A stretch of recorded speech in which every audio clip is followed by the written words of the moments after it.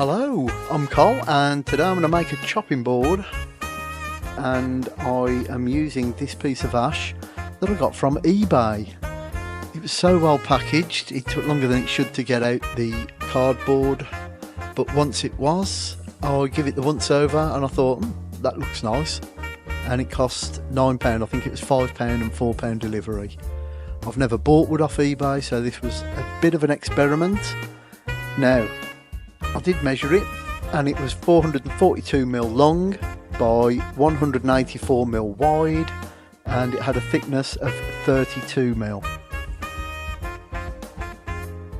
So I didn't know how good a price £9 or how bad a price £9 was, so I just put the dimensions into a random Google search to see how much it would be to buy online, and it come up with a price of just under £40 from getplanks.co.uk.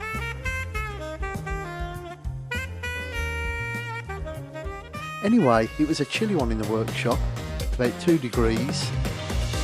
So this is a little dust-free compartment where I put my phone, so I listen to the radio through my phone when I'm working, and this keeps the dust off. It says Jenny Powell, but I wasn't listening to Jenny Powell, that would be embarrassing. It was Kate Thornton.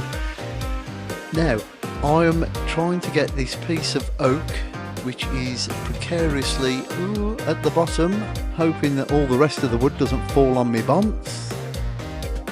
Success. It's oak. I got it from this place in Wolverhampton called Wood Saint, which is fantastic. All manner of reused items, loads of wood. Every time I go there, I come back with a boatload of wood, or in this case, a bootload.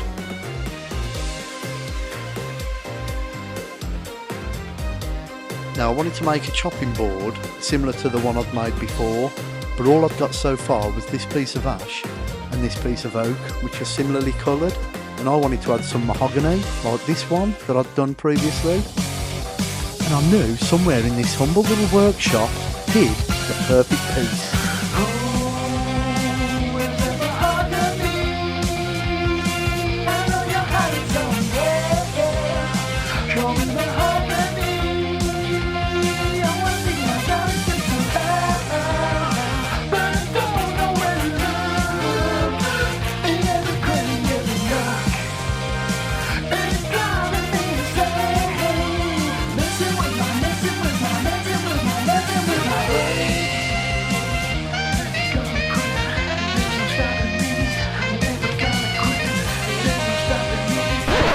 But I couldn't find it, so I just had to go with what I got.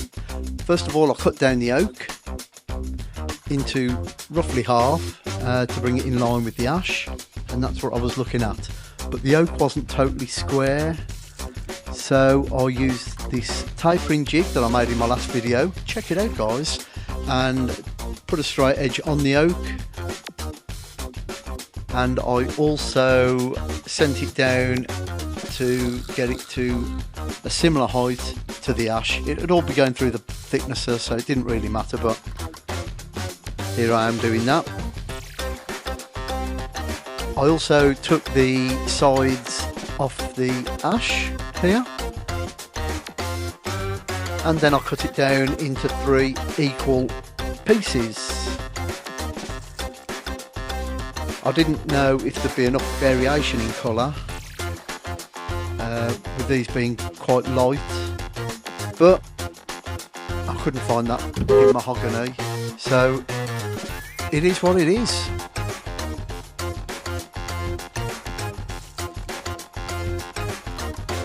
Now, I need to start making a conscious effort to set my blade to 90, because the table saw blade, I'm not mechanical, so when it comes to setting things up, I'm not very good. But I do need to, because in this glue up I notice that they don't look 90 degrees, or I put the wrong ones together, so off come the clamps. I swizzle them around a bit in desperate measures. I put a sacrificial fence in, so I'm going to have to squeeze these, and I think, okay, that'll do, and I put all the clamps on, and that is the end of day 1. If you want to see day 2, click subscribe, or don't. Here's day 2. On a chilly winter's morning, a paunchy young black country chap set about a day of graft within his tiny 12x8 workshop, determined to finish a chopping board he'd started. This is the story of that day. Good morning. Unfortunately, I'm using a new mic and screwed up the input volume, so I've scrubbed the audio. Anyway, I'll be taking the clamps off the chopping board and seeing what it looks like.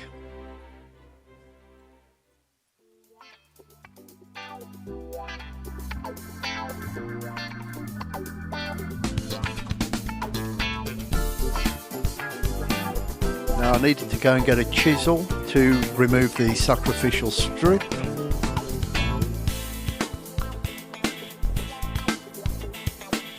And then I ran the board through the thicknesser a few times. I'm absolutely loving this new thicknesser, a replacement sent by Rutland. If you haven't seen the story behind that, check out my desk build video.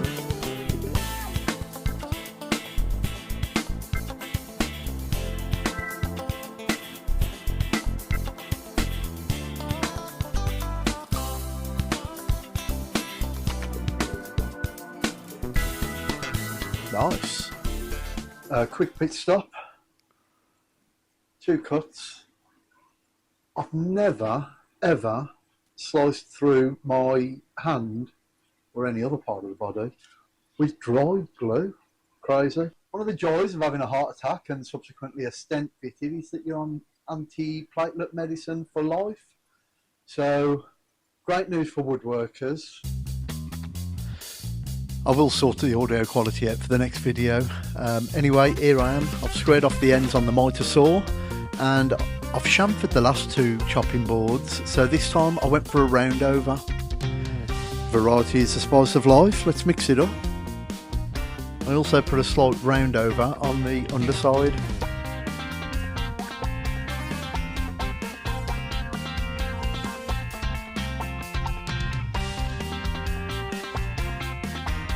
Okay, let's talk grits. I'll be going 80, 120, 150, 180 and 240. This random orbit sander from Lumberjack cost me about 25 quid with a discount code a while back. I've got to say I really like it for the price. It's the only one I've owned, so I've got no comparison. But I've just always had good experiences with Lumberjack by and large.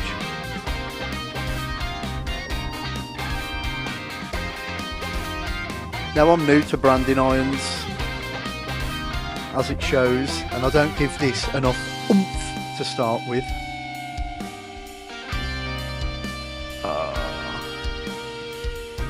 And I'm horrified. So I'll quickly sand it out of existence and try again with slightly better success. Now I prefer to add these little feet rather than routing out a handle. So I measure up where to drill. The screws you do get with these feet are poor, so I always drill the full length of them because you won't get the screw to sink fully otherwise, and you'll ruin the head, leaving you with wobbly feet.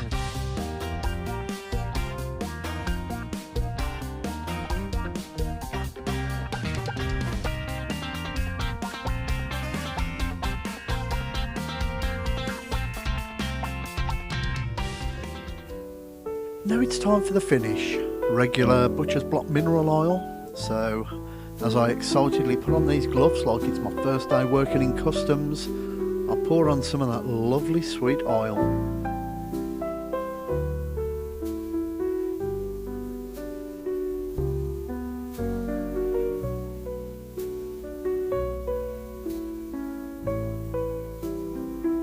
That's why I put the feet on first, so I could flip it over and it wouldn't be touching the workbench. And the contrast between the ash and the oak may be subtle without that mahogany, but I think it's attractive. What do you think? Let me know.